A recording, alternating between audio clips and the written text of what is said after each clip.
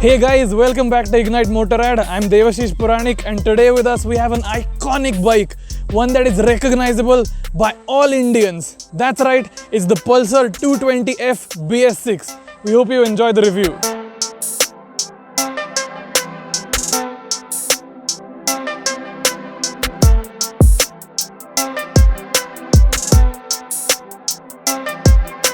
So what is changed in the BS6 version of this all-time favorite bike?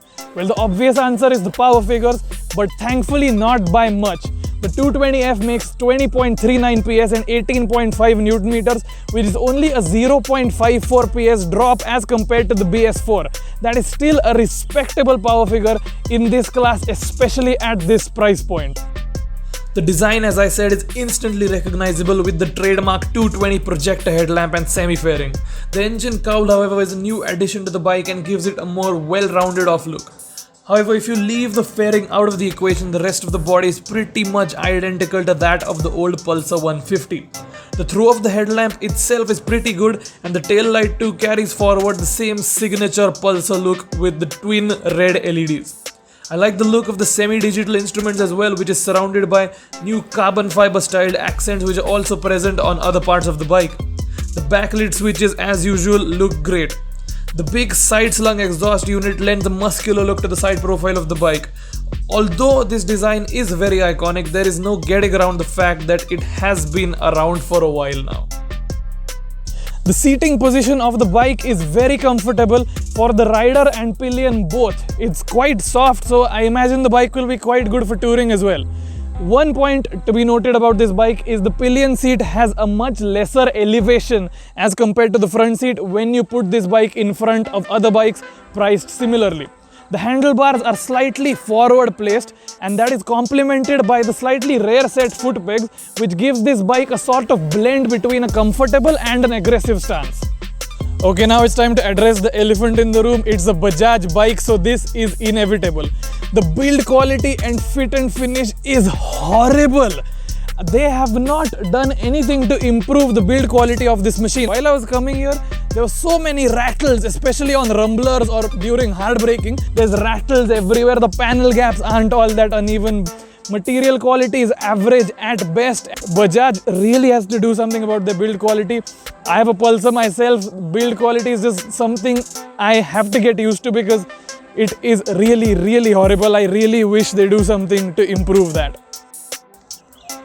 The suspension of the bike at the front is a telescopic unit with an anti-friction brush, and at the back it's a 5-way adjustable nitrox charged twin shock setup. You don't get to see a lot of twin shock setups these days. It is the age of monoshocks, but despite that, this bike rides really well, and the suspension setup coupled with the high ground clearance makes this a great bike for tackling Indian road conditions, big speed breakers, and even maybe doing a little mild off-roading. The bike is equipped with disc brakes at the front and the back, however it's only single channel ABS. So the feedback from the front brake is quite good, the rear is a bit lacking though. I feel stronger braking performance would have made this bike better because it is quite a powerful engine, and I did feel the stopping power lacking while slowing down from high speeds.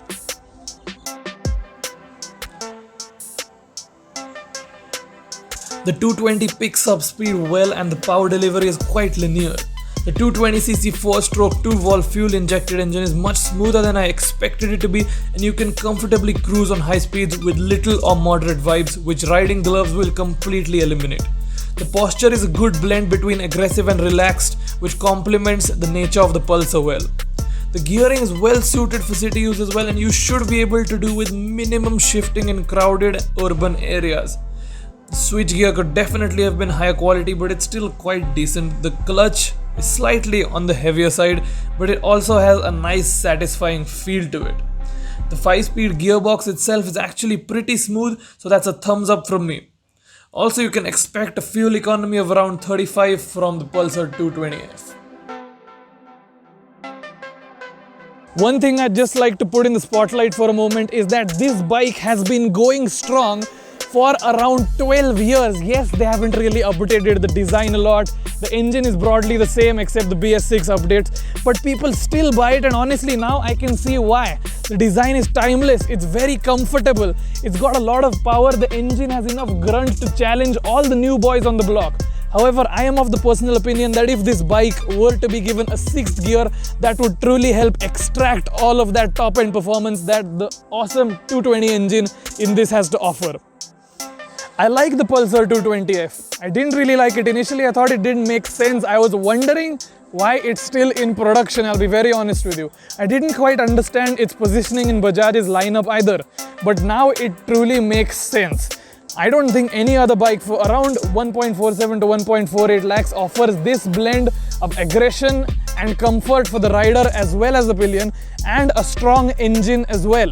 So the Pulsar 220F should definitely be on your consideration list, especially if you want the most outright performance for your money. Because let's face it, for that kind of money, this bike is comparing with bikes a class below in terms of performance. So you should definitely think of getting this machine if performance is what you want. Ride safe and be sure to like, comment, subscribe and share.